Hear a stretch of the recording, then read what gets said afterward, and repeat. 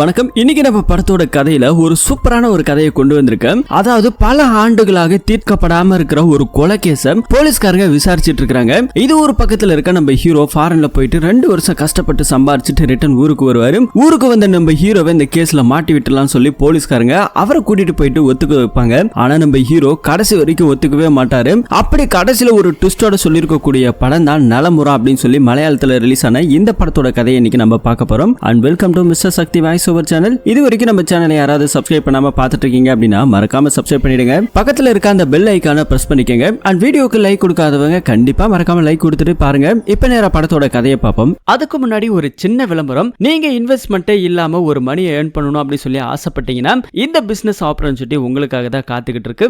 Part time and full time உங்களுக்கு எப்போ சௌரியமா இருக்குமோ அந்த டைம்ல நீங்க இந்த ஒர்க் பண்ணலாம். சோ லேடிஸ் ஜென்ஸ் யார் வேணாலும் இதை செய்யலாம். ஏஜ் லிமிட்டடோ குவாலிஃபிகேஷனோ அப்படிலாம் எந்த ஒரு ரெஸ்ட்ரிக்டடுமே கிடையாதுங்க. ரொம்பவே சுலபமா யார் வேணாலும் பண்ணக்கூடிய ஒரு ஜாப். இன்னும் உங்களுக்கு 100% செக்யூரிவா கவர்மெண்ட் அப்ரூவல் கொடுத்த ஒரு கம்பெனி அப்படின்னு சொன்னீங்கன்னா கண்டிப்பா உங்களால நம்ப முடியாது. சோ இதுக்கு மேலே உங்களுக்கு டீடைல்ஸ் தேவைப்படுது அப்படின்னு சொன்னீங்கன்னா ஸ்கிரீன்ல தெரியக்கூடிய இந்த நம்பரை கான்டாக்ட் பண்ணுங்க. அண்ட் டிஸ்கிரிப்ஷன்ல லிங்க் இருக்குது. நீங்க எந்த ஸ்டேட்ல வேணா இருக்கலாம், எந்த கண்ட்ரில வேணா இருக்கலாம், எந்த மாவட்டத்துல வேணாலும் இருக்கலாங்க. டிஸ்கிரிப்ஷன்லயோ கமெண்ட்லயோ லிங்க் கொடுத்திருப்பேன். அந்த லிங்க்ல நீங்க எந்த டிஸ்ட்ரிக்ட்ல சேர்ந்தவங்களோ இருக்கீங்களோ அந்த வாட்ஸ்அப் குரூப்ல லிங்க் பண்ணிக்கோங்க. அதே மீறி உங்களுக்கு இன்னும் நிறைய டீடைல்ஸ் எல்லாம் தேவைப்படுதுனாக்கா நான் சொல்ற இந்த கான்டாக்ட் நம்பரை கான்டாக்ட் பண்ணி இந்த ஜாபை பத்தின ஃபுல் டீடைல கேட்டு தெரிஞ்சுக்கோங்க. உங்களை வழி நடத்துறதுக்கு இந்த கம்பெனில எப்பவுமே சப்போர்ட்டா இருப்பாங்க.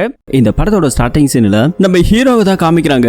ஏர்போர்ட்ல இப்ப வந்திருக்காரு. ஃபாரின்ல இருந்து தான் வந்திருக்காரு. 2 வருஷம் கழிச்சு கஷ்டப்பட்டு இங்க வந்திருக்காங்க. வீட்ல இருந்து கால் பண்ணிருக்காங்க. என்னடா இன்னைக்கு வரேன்னு சொல்லிட்டு ஏர்போர்ட்ல வந்து இறங்கிட்டே இல்லையா அப்படின்னு சொல்லி கேட்கும்போது இப்போதாமா வந்து இறங்கினேன், இன்னும் கொஞ்ச நேரத்துல வீட்டுக்கு வந்துரும் அப்படின்னு சொல்லி தான் அம்மா கிட்ட எல்லாம் பேசிட்டு இருக்காங்க. உன் ஃப்ரெண்ட்ஸ் எல்லாம் ரொம்ப நேரம் வெயிட் பண்ணிட்டு இருக்காங்க, போனை கொடுக்குறேன் இரு பேசு அப்படின்னு சொல்லிட்டு அம்மாக்காரங்க எடுத்துட்டு போயிட்டு போன் எல்லாம் கொடுக்க நம்ம ஹீரோ பேசிட்டு இருக்கான். மச்சான் எல்லாமே வாங்கிட்டு வந்துட்டேல்ல அப்படின்னு சொல்லும்போது கண்டிப்பா இன்னைக்கு சரக்கு முறுக்கு இருக்குடா அப்படின்னு சொல்லிட்டு இவங்க ஜாலியா ஒரு பக்கம் பேசிட்டு சீக்கிரமா வந்துடுற அப்படின்னு சொல்லி நம்ம ஹீரோ வீட்டுக்கு தேவையான சில பர்ச்சேசிங் எல்லாம் அங்க பண்ணிட்டு இருக்காரு.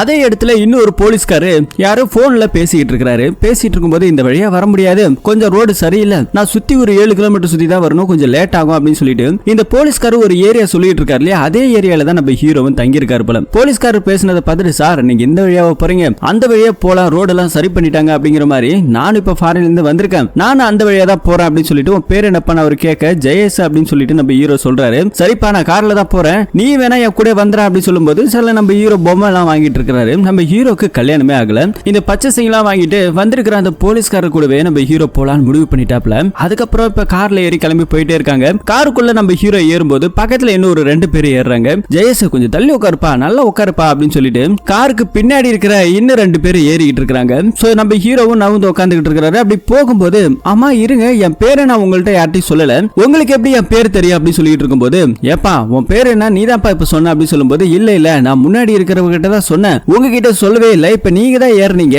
எப்படி என் பேர் தெரியும், ஏதோ தப்பா இருக்கு வண்டி நிறுத்துங்க நான் இறங்கிறேன் அப்படின்னு சொல்லும்போது அப்பெல்லாம் இறங்க முடியாது மூடிட்டு உட்கார அப்படின்னு சொல்லிட்டு கையில அப்படியே ஹேண்ட் கப்ப போடுறாங்க.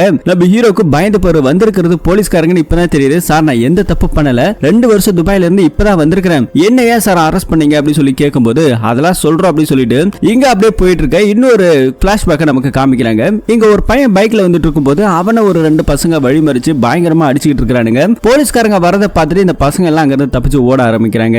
இருந்தாலும் அவனுங்களை போலீஸ்காரங்க பிடிச்சிருக்காங்க. கஸ்டடியில வச்சுட்டு நேரம் நம்ம போலீஸ்காரருக்கு போன் பண்ணி இந்த மாதிரி ஒரு 3 பசங்க ரோட்ல சண்டை போட்டுட்டு இருந்தானுங்க, அவளை புடிச்சு வச்சிருக்கேன் என்ன சார் பண்ணலாம்னு சொல்லிட்டு நம்ம ஆள் கண்ணாடிக்காரர்கிட்ட போனை போட்டு கேக்குறாங்க. அங்க இருக்கிற எஸ்ஐ அவங்களெல்லாம் விட்டுட்டு அட்ரஸ் எல்லாம் எழுதி வச்சுக்கோ, இன்னும் ஒரு தடவை இந்த மாதிரி பண்ணானுங்க அப்படின்னா போலீஸ் கஸ்டடியில வச்சுட்டு தோலை உரிச்சிரும் சொல்லி மிரட்டு அப்படின்னு சொல்லிட்டு அதே மாதிரி அட்ரஸ் எல்லாம் எழுதி வச்சுட்டு இனிமே இந்த மாதிரி எல்லாம் பண்ணக்கூடாது தம்பி அப்படின்னு சொல்லிட்டு அவனுங்களே அங்க இருக்கிற போலீஸ்காரங்க அனுப்பிச்சுடுறாங்க. இப்ப நம்ம ஹீரோவோட டீமை காமிக்கிறாங்க. ஹீரோ வந்துட்டு போலீஸ் கிட்ட மாட்டிட்டு இருக்காரு இல்லையா, இவர் இப்போ தனியா இருக்கிற ஒரு வீட்டுக்கு கூட்டு வந்திருக்காங்க. வீட்டுக்குள்ள கூட்டு வந்து உட்கார வச்சிருக்காங்க. அப்போ ஏர்போர்ட்ல இருந்து என்ன எதுக்கு சார் இப்படி கூட்டு வந்திருக்கீங்க, நான் என்ன தப்பு பண்ண அப்படின்னு சொல்லிட்டு கேட்டுட்டு இருக்கும் போதுதான் நீ வந்துட்டு ஒரு தப்பு பண்ணிருக்கிற, அந்த தப்பு என்னங்கிறது உனக்கே தெரியும், நீ ஒழுங்கா ஒத்துக்கிட்ட அப்படின்னாக்கா உன்னை ஈஸியா விட்டுடுவோம், இல்ல அப்படின்னாக்கா நீ உண்மையை ஒத்துக்கிற வரைக்கும் நாங்க இங்கதான் வச்சிருப்போம், ஒழுங்கா சொல்லு என்னடா தப்பு பண்ண அப்படின்னு சொல்லிட்டு போலீஸ்காரங்க திருகி கேக்குறாங்க. நம்ம ஹீரோவும் எதுவுமே பண்ணல சார், நான் 2 வருஷம் ஃபாரின்ல இருந்தேன், இப்பதான் சார் வரேன், நான் என்ன பண்ண போறேன் அப்படின்னு சொல்லும்போது இப்ப கிடையாது, நீ ஃபாரினுக்கு போறதுக்கு முன்னாடி ஒரு தப்பு பண்ண, அந்த தப்பு என்னங்கறத இப்ப நீ சொல்ற அப்படி சொல்லும்போது நம்ம ஹீரோவும் யோசிச்சு பாக்குறாரு. ஆமா சார் நான் ஒரு தப்பு பண்ணிட்டேன் அப்படின்னு சொல்லிட்டு ஒரு பிளாஷ்பேக்கு போனா ஹீரோவோட ஃப்ரெண்ட் வந்துட்டு அடிபட்டு ஹாஸ்பிட்டல் அட்மிட் பண்ணிருப்பாங்க. அதை பாக்குறதுக்காக நம்ம ஹீரோ ஹாஸ்பிட்டல் போயிருப்பாரு ஜிஹெச்க்கு. அப்படி போயிட்டு இருக்கும்போது அங்க வந்துட்டு ஒரு பொண்ணை பாக்குறாங்க. அந்த அந்த பொண்ணோட வீட்டுக்காரன் பயங்கரமா திட்டிட்டு சண்டை போட்டுட்டு அங்கிருந்து கிளம்பி போறான். இதை பார்த்துட்டு இருக்கும்போது அந்த பொண்ணு நம்ம ஹீரோ எங்கேயோ பார்த்திருக்காரு. அந்த பொண்ணு கிட்ட போய் பேசும்போதுதான் ஹீரோவா அந்த பொண்ணு ஒரே கிளாஸ் மட்டும் ஒன்னா படிச்சவங்க. அந்த பொண்ணு என்ன ஜெயஸ் நல்லா இருக்கியா, கல்யாணம் ஆயிடுச்சு அப்படின்னு கேட்டா என்ன கல்யாணம் ஆகலாம்னு சொல்லிட்டு இவர் அப்படியே பேசிட்டு இருக்காரு. இங்க என்ன நீ பண்ற அப்படின்னு சொல்லிட்டு அந்த பொண்ணு கிட்ட கேட்கும்போது இந்த மாதிரி என் தம்பி எவனோ ஒரு ஜீப்புக்காரன் அடிச்சுட்டு போயிட்டான், ஆக்சிடென்ட் ஆயிட்டு தலையில பயங்கரமா அடிபட்டு இப்ப ஹாஸ்பிட்டல் அட்மிட் பண்ணி வச்சிருக்கோம். என் வீட்டுக்காரர் இதுக்கு முன்னாடி நிறைய பணம் செலவு பண்ணிட்டாரு, இனிமேலும் செலவு பண்ண முடியாது அப்படின்னு சொல்லிட்டு கை விட்டுட்டாரு அப்படிங்கிற மாதிரி அதுதான் இப்ப சண்டை போட்டு போறாரு அப்படிங்கிற மாதிரி இந்த பொண்ணு ரொம்ப வருத்தப்பட்டு பேசிட்டு இருக்குது. எந்த ஜீப் அப்படின்னு சொல்லி இந்த மாதிரி எல்லாம் கேட்டிருக்கும் போது எந்த இடம்னு சொல்லி கேட்கும் போதுதான் இப்போ ஒரு இன்னொரு பிளாஷ்பேக் காமிக்கிறாங்க. சோ அந்த வழியா வந்தது நம்ம ஹீரோ தான் ஜீப் ஓட்டிட்டு வந்திருக்காரு. ஹீரோவோட ஜீப்ல தான் அந்த பசங்க வந்துட்டு வேணும்னு வந்துட்டு முட்டி இருக்கிறானுங்க. சோ நம்ம ஹீரோ கரெக்டா தான் போயிருக்காரு. அவனுங்க தண்ணியை போட்டு வண்டி ஓட்டுறதால இந்த மாதிரி ஆயிடுச்சு. ஆனா இந்த விஷயம் தான் கூட படிச்ச பொண்ணு கிட்ட நம்ம ஹீரோ சொல்லவே இல்லை. அங்கவே மனசு அப்படியே கலங்கி கல்லாக்கிக்கிட்டு இந்த பக்கம் வராரு. மனசு உறுத்திக்கிட்டே இருக்குது. சோ அதுக்கப்புறம் என்ன பண்றாருன்னா அந்த பொண்ணை பார்த்து நடந்த விஷயத்தை எல்லாத்தையும் சொல்லிடுறாரு. இந்த மாதிரி நான் தான் ஓட்டிட்டு வந்தேன், அவனுங்களாம் வாண்டடா வந்து தான் வந்துட்டு இடிச்சிட்டானுங்க, நான் எந்த தப்பு பண்ணல அப்படின்னு சொல்லிட்டு இவர் பேசிட்டு இருக்கேன். வக்கீல்கிட்ட பேசி இன்சூரன்ஸ் இது எல்லாத்தையும் வந்துட்டு நான் பேசி கரெக்ட் பண்ணி உனக்கு கொடுக்குறேன் அப்படிங்கிற மாதிரி எல்லாம் இவர் பேசிட்டு இருக்காரு. அவர் பேசிட்டு அந்த பக்கம் போனோடனே அந்த பொண்ணோட வீட்டுக்காரன் வர எவன்டடி பேசிட்டு இருக்க அப்படின்னு சொல்லும்போது இல்ல இந்த மாதிரி வந்துட்டு என் தம்பி இடிச்சது அந்த ஜீப்புக்காரே அவர் தான், அவர் எல்லாம் ஹெல்ப் பண்றேன்னு சொல்லியிருக்காரு சொல்லும்போது அப்படியான்னு சொல்லிட்டு ஹீரோவை பிடிச்சி அவன் புருஷங்காரன் போட்டு பொலன்னு பொழந்து தள்ளிடலாம். சோ இதனால வந்துட்டு அந்த பொண்ணு மறிச்சு அதுக்கப்புறம் விடுது. அதுக்கப்புறம் நீ என்ன பண்ண அப்படின்னு சொல்லிட்டு போலீஸ்காரங்க கேட்க ஹீரோ வந்துட்டு அதுக்கப்புறம் வக்கீல்கிட்ட எல்லாம் பேசிருக்காரு. இதனால வந்துட்டு ஃபாரின் போறதுக்கு ஏதாவது பிரச்சனை ஆகுமா அப்படின்னு சொல்லி கேட்டா அதெல்லாம் ஒரு பிரச்சனை ஆகாது, நீ போயிட்டு வா, போயிட்டு வந்ததுக்கு அப்புறம் கூட பாத்துக்கலாம். அதிகபட்சம் என்ன பண்ணுவாங்கன்னா நீ போனதுக்கு அப்புறம் இந்த கேஸ் ஃபைல் ஆச்சுன்னா கூட நீ ஃபாரின்ல இருந்து வரும்போது தான் உன்னை அரெஸ்ட் பண்ணுவாங்க அப்படின்னு சொல்லும்போது பக்கத்துல இருக்க போலீஸ்காரர் சிரிக்கிறாரு. அப்ப எல்லாத்தையும் பக்காவா பிளான் பண்ணிட்டு தான் நீ போயிருக்க போல இருக்கடா அப்படின்னு சொல்லிட்டு கேட்கும்போது ஹீரோவோ சார் அப்படிலாம் ஒண்ணு கிடையாது சார் அப்படின்னு சொல்லிட்டு இருக்காங்க. அதே டைம்ல வந்துட்டு இன்னொரு போன் கால் நம்ம போலீஸ்காருக்கு வருது. யார் அப்படின்னா ஒரு எஸ்பி மேடம் போன் பண்ணிருக்காங்க கிரைம் பிரான்ச்ல இருந்து. இந்த மாதிரி அவன் உண்மையை ஒத்துக்கிட்டானா இல்லையா அப்படின்னு சொல்லி கேட்டுக்கிட்டு இருக்கேன். இல்ல மேடம் இப்பதான் வந்துட்டு விசாரிச்சுட்டு இருக்கோம், ஆல்மோஸ்ட் கொஞ்சம் சொல்லிடுவோம் தான் நினைக்கிறேன் அப்படின்னு சொல்லும்போது இது பாருங்க இந்த விஷயம் வெளியே யாருக்கும் தெரியாது, நாம பண்றதே இல்லீகலா பண்ணிக்கிட்டு இருக்கிறோம், லீகலா எதுவுமே கிடையாது, இந்த விஷயம் வெளியே தெரிஞ்சதுன்னா பெரிய பிரச்சனை ஆகும், கொஞ்சம் குயிக்கா அவனை ஒத்துக்க வைங்க அப்படின்னு சொல்லிட்டு இங்க இருக்கிற லேடி போலீஸ் சொல்லிக்கிட்டு இருக்காங்க. சோ அதுக்கப்புறம் திரும்ப நம்ம ஹீரோ கிட்ட போயிட்டு விசாரணையை ஆரம்பிக்கிறாங்க. இத பாரு நீ எந்த தப்பு பண்ணல, வேற ஒரு தப்பு பண்ணிருக்கிற, அது என்ன அப்படிங்கறத நீ ஒழுங்கா சொல்லு அப்படின்னு சொல்லும்போது ஹீரோ என்ன பண்ணிருக்கிறான்னா சார் நான் சொல்லிடுறேன், இந்த விஷயத்தை பத்தி உங்கள்ட்ட சொல்லாம வேண்டாமன்னு யோசிச்சுட்டு இருந்தேன், நான் பண்ண தப்பு இதுதான், மறைச்சிட்டேன், என்ன மன்னிச்சிருக்கேன்னு சொல்லிட்டு ஹீரோ பேக்ல இருந்து ஒரு தங்க பிஸ்கட் வந்து எடுத்து போடுறாரு. சோ இது வந்துட்டு ஃபாரின்ல இருந்து வரும்போது இவர் கடத்திட்டு வந்திருக்கிறாராம். சோ இவ்வளவு டேலண்டா வந்துட்டு எங்கேயுமே சிக்காம எடுத்துட்டு வந்திருக்கா, நீ பலே கிளாடி தான்டா, பயங்கர டேலண்டான ஒரு ஆளு தான்டா, நீ ஏன்டா அந்த தப்பு பண்ணக்கூடாது, நீ அந்த தப்பு பண்றதுக்கான ஃபிட்டான ஆளு தான்டா நீ அப்படின்னு சொல்லிட்டு அந்த கோல்டு பிஸ்கெட்டை எடுத்துட்டு பார்த்துட்டு இருக்காங்க. சரி நீ ஊர்ல என்ன வேலை பார்த்துட்டு இருந்தான்னு சொல்லி கேட்கும்போது நம்ம ஹீரோ வந்து எலக்ட்ரிஷியன் வேலை, பிளம்பிங் வேலை இது எல்லாத்தையுமே பார்த்துட்டு இருப்பாரு. என்ன சட்டை போடுவோம்னு சொல்லி கேட்டா பேண்ட் ஷர்ட் தான் எப்பயும் போடுவாராம். என்ன செருப்பு போடுவேன், என்ன செருப்பு சைஸ் என்ன அப்படின்னு சொல்லிட்டு இதெல்லாம் கேட்டுட்டு இருக்காங்க. சார் என்ன சார் இதெல்லாம் ஒரு கேள்வியா கேட்டுட்டு இருக்கீங்கன்னு சொல்லும்போது நீ என்ன பைக்டா வச்சிருந்தேன்னு சொல்லும்போது ஃபேஷன் ப்ரோ வச்சிருந்தேன் பிளாக் கலர் அப்படின்னு சொல்லிட்டு இது எல்லாத்தையும் வச்சிட்டு இருந்தாங்களாம் நம்ம ஹீரோ. சோ அதுக்கப்புறம் அந்த பைக் நீ கார் ஒன்று வச்சிருக்கதா சொன்னல, இடிச்சிட்டேன்னு சொன்னல, அந்த காரை என்ன பண்ண அப்படின்னு சொல்லி கேட்டா அந்த கார் என் ஃப்ரெண்டோட காரு, அது கூட இப்ப அவன் வித்துட்டான்னு சொல்லி கேள்விப்பட்டான் அப்படின்னு சொல்லிட்டு இதே எல்லாத்தையும் சொல்லிட்டு இருக்காங்க. சார் இதை பாருங்க நான் எந்த தப்பு பண்ணல, வீட்டுல வேற தேடிட்டு இருப்பாங்க, நான் வரேன்னு சொல்லிட்டேன், என்ன விடுங்க சார் நான் வீட்டுக்கு போகணும் அப்படின்னு சொல்லி ஹீரோ கெஞ்சாத குறையா கெஞ்சிட்டு இருக்கிறான். இப்பதான் வந்துட்டு நம்ம போலீஸ்காரங்க சில விஷயங்களை சொல்ல வைக்கிறாங்க. இதுக்கு முன்னாடி வந்துட்டு ஒரு கொலை நடந்தது உங்க ஊர்ல, அந்த கொலையை பத்தி உனக்கு தெரியுமான்னு சொல்லி கேட்டா நம்ம ஹீரோ யோசிக்கிறாரு. தெரியும் சார் அப்படின்னு சொன்னாரு. யார் அதுன்னு சொல்லி கேட்டா சும்மானு ஒரு ஆண்டி இருக்கான். சோ அந்த ஆண்டியை சும்மா இருக்கும்போது அவனை கொலை பண்ணிருக்கான். சோ அதை யார் பண்ணாங்க அப்படிங்கிற மாதிரி நம்ம ஹீரோவை ஒரு டைம் சந்தேகத்தின் பேர்ல விசாரிச்சிருக்காங்க. இந்த விஷயத்தை பத்தி நீ ஏன் என்கிட்ட சொல்லல அப்படின்னு சொல்லிட்டு போலீஸ்காரங்க கொஞ்சம் கோவப்பட, சார் இது பாருங்க அந்த கொலையை நான் எதுவும் பண்ணல, நான் என்னவோ அக்யூஸ்ட் மாதிரி நீங்க ஏன் மேல கோவப்படுறீங்க, அந்த ஆண்டியை கொலை பண்ணது வேற ஒரு கேஸ் சொல்லி அப்படியே ஒரு பிளாஷ்பேக்கு போனா அந்த சும்மா ஆண்டியை கொலை பண்ண கேஸை எப்படி விசாரிச்சிருக்காங்க, அதுக்கு என்ன காரணம் அப்படிங்கறத நம்ம ஹீரோ சொல்றாரு. சும்மா ஆண்டிக்கு ஒரு பையன் இருக்கிறான், அந்த பையன் அதே ஊர்ல சேர்ந்த அக்கீஸ்னு சொல்லிட்டு ஒரு பையன் கூட ரொம்ப ஃப்ரெண்ட்ஷிப், ரொம்ப க்ளோஸ் ஃப்ரெண்டுங்க. அக்கீஸ் வந்துட்டு ஒரு புதுசா ஒரு பைக் வாங்கிட்டு பயங்கரமா சீனை காமிச்சிருக்கான், அப்பப்ப துடைக்கிறது கழுவுறதுன்னு. அந்த தண்ணி எடுத்து அழுக்கு தண்ணி அந்த பைக் மேல ஊத்தா அந்த பையனுக்கு கோவம் வர, ரெண்டு பேரும் பயங்கரமா அடிச்சுக்கிறானுங்க. அடிச்சதுக்கு அப்புறம் அந்த அக்கீஸ் பையன் என்ன பண்ணிட்டா, இந்த பையன் மேல ஒரு கோவம் இருந்திருக்குது, அதனால வீட்டுல போயிட்டு அவனை அடிச்சு போட்டு தரலாம்னு சொல்லிட்டு போயிருக்கிறானா. அந்த டைம் அவங்க அம்மா இருந்ததால அவங்க அம்மாவை கொலை பண்ணிட்டு வந்துட்டான், இந்த கொலையை பண்ணது அக்கீஸ் தான் அப்படின்னு சொல்லிட்டு அந்த பையன் மேலதான் சந்தேகப்பட்டிருக்கிறாங்க, விசாரிச்சிருக்காங்க.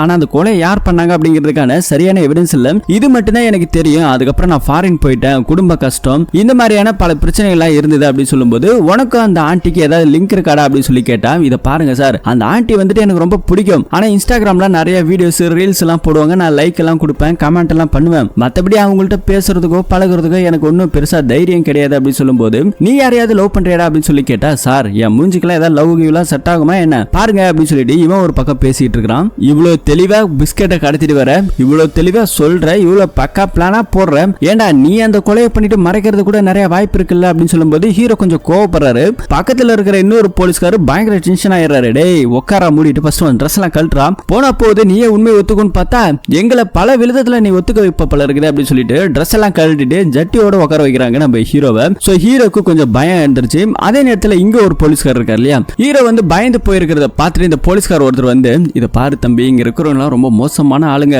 இந்த மாதிரி வந்துட்டு இதே இடத்துல கூட்டு வந்து நிறைய பேத்த விசாரிச்சு விசாரணைங்கிற பேர்ல அடிச்ச கொலை பண்ணிட்டானுங்க. இத பாரு, நீ என்ன தப்பு பண்ணியிருந்தாலும் ஒழுங்கா உண்மையை ஒத்துக்கோ, இல்லைன்னா பிரச்சனை உனக்கு தான், ஒழுங்கா வீடு போய் சேர மாட்டேன் பாத்துக்க அப்படின்னு சொல்லிட்டு இந்த ஆளு வேற பயங்கரமா பயன்படுத்திட்டு இருக்காரு. அப்போ கமிஷனர் கிட்ட இந்த போலீஸ்காரங்களுக்கு ஒரு போன் கால் வருது. இதை பாருப்பா, நீங்க யாரோ ஒருத்தவங்களை அரெஸ்ட் பண்ணி தப்பான முறையில விசாரிச்சிட்டு இருக்கீங்க சொல்லி கேள்விப்பட்டா, அப்படியே சொல்லி கேட்டா, சார் அப்படிலாம் எதுவுமே கிடையாது, நான் என் வீட்டுல இருக்கேன் அப்படின்னு சொல்லிட்டு இங்க இருக்கிற போலீஸ்காரு போய் சொல்றாரு. அதுக்கப்புறம் நம்ம ஹீரோ பார்த்து பயங்கரமா திட்டுறாரு. என்னடா கமிஷனர் உனக்காக சப்போர்ட்டுக்காக போன் கால் வருது, அவ்வளவு பெரிய ஆளடா நீ அப்படின்னு சொல்லி கேட்கும்போது, சார் இது பாருங்க அப்படிலாம் இல்ல, என் ஃப்ரெண்டு ஒருத்தர் இருக்கிறான், அவன் இப்ப இருக்கிற கட்சியில இருக்கிறதால எம்எல்ஏ மூலமா பேசி இந்த மாதிரி வந்திருக்கு சார், மத்தபடி ஒன்னும் பெரிய ஆளுங்களா நான் கிடையாது அப்படின்னு சொல்லிட்டு ஹீரோ சொல்லும்போது இங்க போலீஸ்காரங்க எல்லாமே தனியா போயிட்டு ஒரு இடத்துல பேசிக்கிறாங்க. சார் இந்த மாதிரி வந்துட்டு நம்ம விசாரிக்கிறதே தப்பு, பேசாம நான் விட்டுறலாம் சார், அவனை பார்த்தா ஒண்ணு ஒத்துக்கிற மாதிரிலாம் தெரியல, அவன் எதுவும் பண்ணலாம் தான் நினைக்கிறேன் அப்படின்னு சொல்லிட்டு கூட இருக்க போலீஸ்காரங்க சொல்லிக்கிட்டு இருக்க இந்த கண்ணாடி போட்டுட்டே இருப்பாரு. அந்த போலீஸ்காரர் ஒத்துக்கல. சரி இருங்க, இருந்தாலும் விசாரிப்போம், விசாரிச்சு உண்மை வரவோம்னு சொல்லிட்டு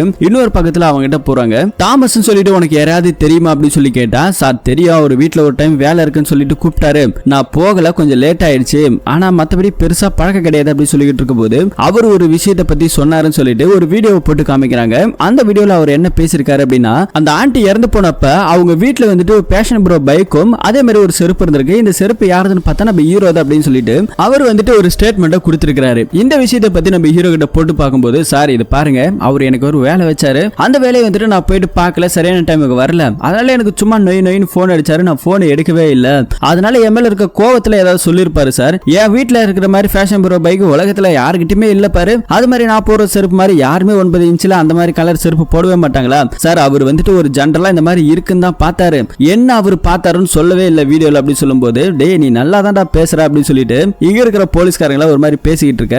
இன்னொரு சீன்ல ஒரு பொண்ணு ஒருத்தி இருக்கிறா, அவளும் அதே தான் சொல்றான், இந்த மாதிரி நான் உங்களை பார்த்தேன் அப்படின்னு சொல்லிட்டு, ஆனா யாருமே வந்துட்டு நம்ம ஹீரோவை தான் பார்த்தாங்க அப்படிங்கிறதுக்கான எவிடன்ஸ் கிடையாது. சோ எல்லாமே வந்துட்டு ஒரு சந்தேகத்தின் பேர்ல தான் இருக்குது. இப்ப அந்த சந்தேகத்தை நிவர்த்தி பண்ணணும் அப்படிங்கிற ஒரு காரணத்துக்காக தான் இங்க நம்ம ஹீரோவை பிடிச்சிட்டு வந்து உட்கார வச்சிருக்காங்க, விசாரிச்சுக்கிட்டு இருக்காங்க. ஹீரோ வந்துட்டு ஆனா நான் பண்ணலன்னு சொல்லிட்டு இருக்காரு இல்லையா, ஆனா போலீஸ்காரங்க இன்னொரு விஷயத்தை கண்டுபிடிச்சிருக்காங்க. அதே ஏரியால சுரேந்திரன் சொல்லிட்டு ஒருத்தர் இருக்காரு, அவருக்கு இப்ப வீடியோ கால் பண்றாங்க. வீடியோ கால் பண்ணி அன்னைக்கு நீங்க அந்த வீட்டுக்கிட்ட என்ன பாத்தீங்க அப்படின்னு சொல்லி கேட்கும்போது, சுரேந்திரன் வந்துட்டு அன்னைக்கு அந்த ஆண்டி வீட்டுக்கு போயிருக்காரு. இவர் வந்துட்டு ஒரு போஸ்ட் மாஸ்டர், சோ ஏதோ ஒரு கொரியர் கொடுக்கறதுக்காக போயிருக்காரு. கதவு ரொம்ப நேரமா தட்டி கதவு திறக்கல, ஆனா வாசப்படியில ஒரு செருப்பு கழட்டி விட்டு இருக்காங்க. அந்த செருப்பு நம்ம ஹீரோவோடதுன்னு சொல்லி இவர் கன்ஃபார்மே பண்றாரு. பக்கத்துல வந்துட்டு ஃபேஷன் ப்ரோ பைக் இருந்தது, அந்த பைக்ல ஹீரோ வேலை பார்க்கக்கூடிய டூல்ஸ் பேக் இருந்திருக்குது. சோ இத பார்த்து தான் இந்த ஆள் கன்ஃபார்மா அவன் தான் பண்ணிருப்பான் அப்படின்னு சொல்லிட்டு இத சொல்லிருக்காங்க. ஹீரோ வந்துட்டு ஒத்துக்கவே இல்ல. ஹீரோக்கு வேற ஒரு வாரமா சரியா தூங்கலையாம், ஃபாரின்ல வந்துட்டு ஒரு நைட்டு பகலுமா கஷ்டப்பட்டு இருக்கிறாராம், சரியா தூங்கல அப்படின்னு சொல்லிட்டு இந்த போன் காலை கட் பண்ணிட்டு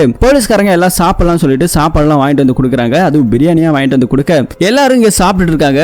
ஹீரோ பாவம் சாப்பிடும் போது கூடமே பயங்கரமான தூக்கம் எல்லாம் வந்துகிட்டு இருக்குது. அப்படியே இந்த ஒரு சீனை காமிக்கிறாங்க. நேரா அங்க இருக்கிற கமிஷனர்கிட்ட போயிட்டு இந்த கட்சிக்காரங்க ஹீரோக்கு ஃப்ரெண்ட் இருந்தார் இல்லையா, அவர் போயிட்டு எம்எல்ஏ கூட்டிட்டு போயிட்டு இந்த மாதிரி அவனை வந்துட்டு அரெஸ்ட் பண்ணிருக்காங்க, ஏதோ பண்ணிட்டாங்க அப்படின்னு சொல்லிட்டு போலீஸ்காரங்கள்ட்ட அவங்க பேசிட்டு இருக்காங்க. ஹீரோவோட அம்மா பயங்கரமா அழுகுறாங்க. என் பையன் வந்துட்டு ஏர்போர்ட்ல இறங்கிட்டு எனக்கு கால் பண்ணான், 1 மணி நேரத்துக்குள்ள நான் வந்துரும் அப்படின்னு சொல்லிட்டு இருந்தான், ஆனா இது வரைக்குமே வரல, அவன் போன் வேற சுவிட்ச் ஆஃப்ல இருக்கு அப்படின்னு சொல்லிட்டு இவங்க எல்லாம் அழுதுகிட்டு இருக்க. இந்த விஷயம் வந்துட்டு நம்ம கிரைம் பிரான்ச் அந்த லேடி போலீஸ்க்கு போறாங்க.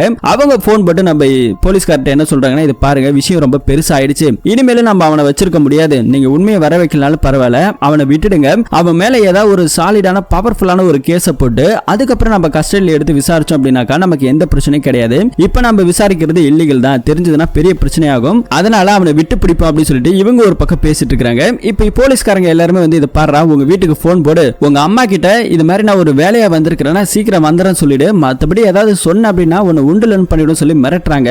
அதே மாதிரி போனை கொடுத்தோட நம்ம ஹீரோவோட போன்ல இருந்து கால் பண்றான். அம்மாக்காரங்க இருக்கிறாங்க, எங்கப்பா போன, உனக்காக நான் இவ்வளவு நேரம் வெயிட் பண்றேன், போன் ஏன் சுவிட்ச் ஆஃப்ல இருக்குன்னு கேட்கும்போது, இது பாருமான ஒரு முக்கியமான வேலையா வந்திருக்கேன், நான் சீக்கிரம் வந்துடுறேன், ஒன்னு பயப்படாத அப்படின்னு சொல்லிட்டு அப்படியே போனை பிடிங்கிறாங்க. போனு கட் ஆயிடுது. ஆயிடுது. இப்ப நம்ம ஹீரோ உட்கார வச்சு இத பாரு, இந்த கொலையை நீதான் பண்ணனு எனக்கு நல்லா தெரியும், அதுக்கான ஒரு எவிடன்ஸை நாங்க கண்டுபிடிச்சிருக்கிறோம். கொலை நடந்த அன்னைக்கு நெட்வொர்க் ஏரியாவை கவர் பண்ணும்போது கொலை நடந்த அந்த ஆண்டி வீட்டுல கிட்டத்தட்ட 1 to 1.5 மணி நேரத்துக்கிட்ட உன்னோட நெட்வொர்க் ஏரியா அங்க இருந்திருக்குது, நீ எந்த இடத்துக்கு போன அப்படின்னு சொல்லிட்டு எல்லா மேப்பையுமே காமிக்கிறாங்க.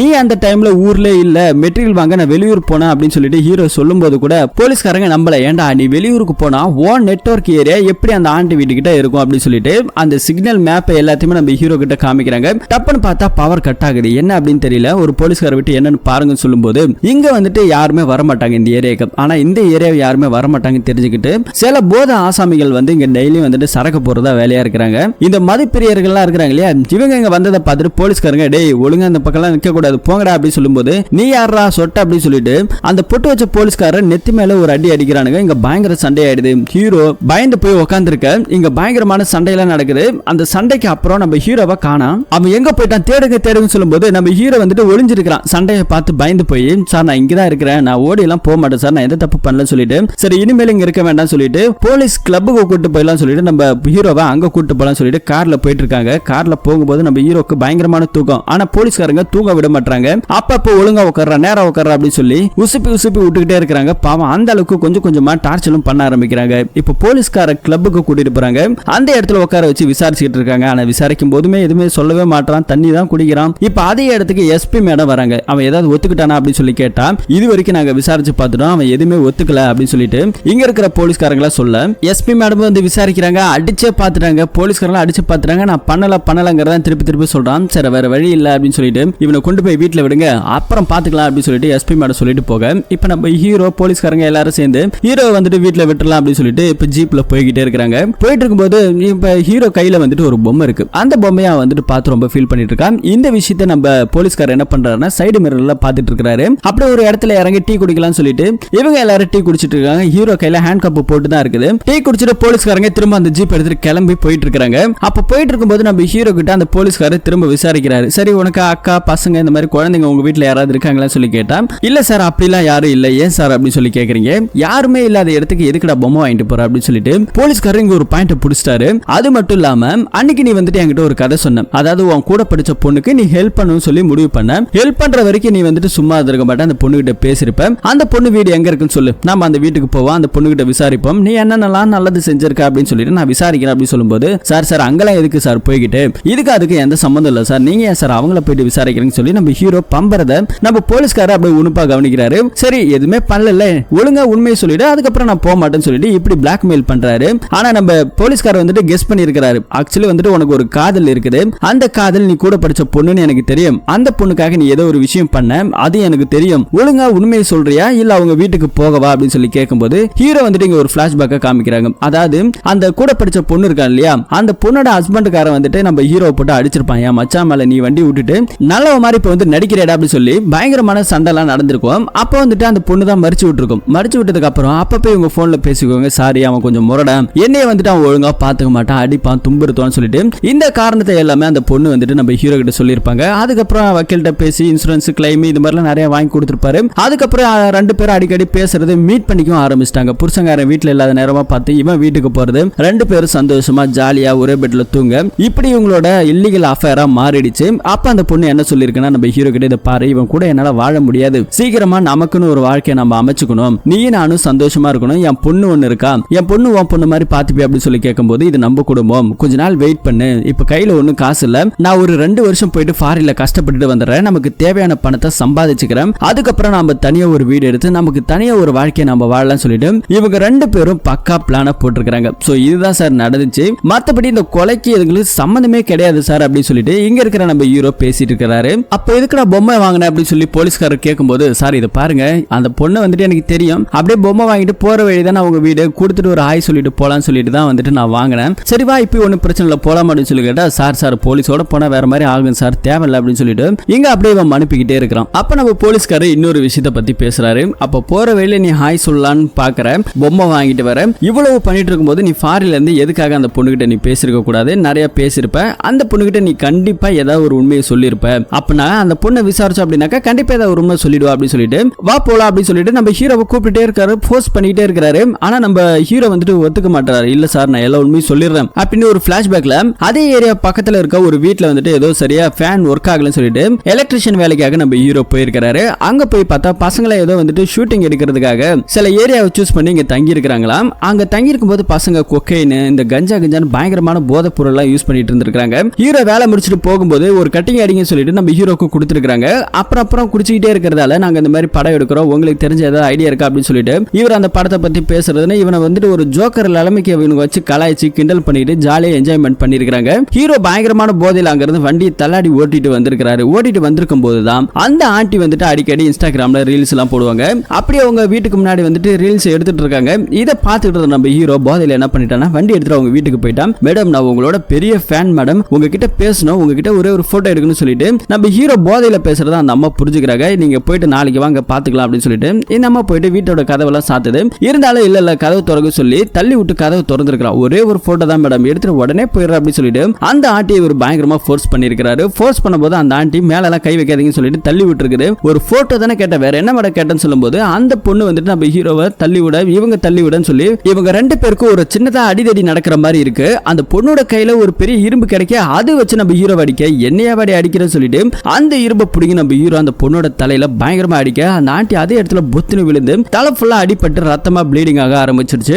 நம்ம ஹீரோ அந்த ரத்தத்தை பார்த்ததுக்கு அப்புறம் தான் அவருக்கு ரியலைஸ் பண்ண ஆரம்பிக்கிறாரு, நம்ம போதையில ஏதோ பண்ணிட்டோம், கொலை பண்ணிட்டோம் அப்படின்னு சொல்லி பயந்து போயிட்டு அங்க இருந்து எல்லா எவிடன்ஸ் கலைச்சு விட்டுட்டு அங்க இருந்து கிளம்பி வந்திருக்காரு. சோ இந்த விஷயத்தை நம்ம ஹீரோ அஃபேர்ல இருக்கிற அந்த பொண்ணு கிட்ட எல்லாத்தையும் சொல்லியிருப்பாரு. சொல்லிட்டு தான் நான் ஃபாரினுக்கு போயிட்டு வந்தேன்னு சொல்லிட்டு கிளம்பி போயிருப்பாரு. சோ இதுல இருந்து தப்பிக்கிறதுக்கு இது ஒரு வழி அப்படின்னு சொல்லிட்டு பிளான் பண்ணி தான் போயிருக்காங்க. அப்ப டிவி நியூஸ்ல வந்துட்டு நம்ம ஹீரோவை அரெஸ்ட் பண்ணிட்டாங்க. ஏன்னா இந்த கதையெல்லாம் சொல்லியாச்சுல்ல, இனிமே வேற வழி இல்ல, இந்த கேஸை இந்த ஆண்டியை கொலை பண்ணது இவர்தான் அப்படி சொல்லி நியூஸ் டிவின்னு பயங்கர பிரபலம் ஆகுது. இந்த விஷயத்தை வந்துட்டு ஹீரோ காதலிக்கிற அந்த இல்லீகல் அஃபேர்ல இருந்தா அந்த கூட படிச்ச பொண்ணு பார்த்துட்டு இருக்கா. அழுகவும் ஆரம்பிக்கிறா. ஏன்னா அவன் நிறைய கனவுகள்ல இருந்தா இப்ப அந்த கனவுகள் எல்லாம் செதஞ்சு போச்சு. சோ இந்த விஷயத்துக்கு அப்புறம் அந்த ஆண்டியோட பையன் இருந்தா இல்லையா, அவனை காமிக்கிறாங்க. அவன் ஃப்ரெண்டு தான் தான் அம்மாவை கொலை பண்ணிட்டாங்கன்னு சொல்லிட்டு இவ்வளவு வருஷம் பேசாம இருந்தாங்க. இப்ப அந்த ரெண்டு பசங்களும் ஒண்ணு சேர்ந்துட்டாங்க. நான் உன்னை தப்பா நினைச்சிட்டேன் மச்சான் அப்படின்னு சொல்லிட்டு அவங்க ரெண்டு பேரும் இப்போ ஒண்ணு சேர்ந்திருக்காங்க. அடுத்தது இந்த கேஸ் வந்துட்டு கோர்ட்ல போயிட்டு சொல்லி இந்த கொலையை பண்ணது இவர் தான் சொல்லி ஒத்துக்க வச்சிட்டாங்க. ஹீரோவை அரெஸ்ட் பண்ணி கூட்டிட்டு போகும்போது கூட ஹீரோவோட அம்மா வந்துட்டு பாக்குறாங்க. அவங்க அம்மா முகத்தை கூட நம்ம ஹீரோவால பார்க்க முடியாம அப்படியே நடந்து போயிட்டு இருக்காரு.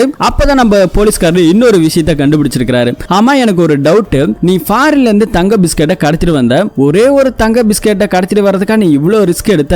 ஆனா அதுல இன்னொரு விஷயம் இருக்குது. ஆனா அது என்னோட பாயிண்ட் ஆஃப் வியூல நான் சொல்றேன், நீ என்னை விட அதீத புத்திசாலின்னு நினைக்கிறேன். ஆனா நீ என்ன பிளான் பண்ணனு எனக்கு தெரியாது. ஆனா ஒரு விஷயம் மட்டும் எனக்கு நல்லா தெரியும், அந்த தங்க பிஸ்கெட்டை கடத்திட்டு வரதுக்கு ஒரு காரணம் இருக்குது. நீ அதை வாங்கிட்டு வந்துட்டு அதை உருக்கிறதுக்கோ இல்ல ஏதோ மேக் பண்றதுக்கோ சைனைடு வாங்குவேன். அந்த சைனைடை யூஸ் பண்ணி கண்டிப்பா நீ வந்துட்டு இல்லீகல் அஃபேர்ல இருக்கிற அந்த பொண்ணோட ஹஸ்பண்டை கொலை பண்ணிட்டு உங்களோட வாழ்க்கை ஆரம்பிக்கலாம் சொல்லிட்டு தான் நீ இந்த அளவுக்கு பிளான் பண்ணிருக்க அப்படின்னு சொல்லிட்டு போலீஸ்காரர் கேட்பாரு. ஆனா நம்ம ஹீரோவை பார்க்கும்போது கொஞ்சம் அப்பாவித்தனமா இருக்கும். அப்படியே அந்த காருக்குள்ள ஏறும்போது ஒரு வில்லத்தனமான சிரிப்பாம் பாருங்க.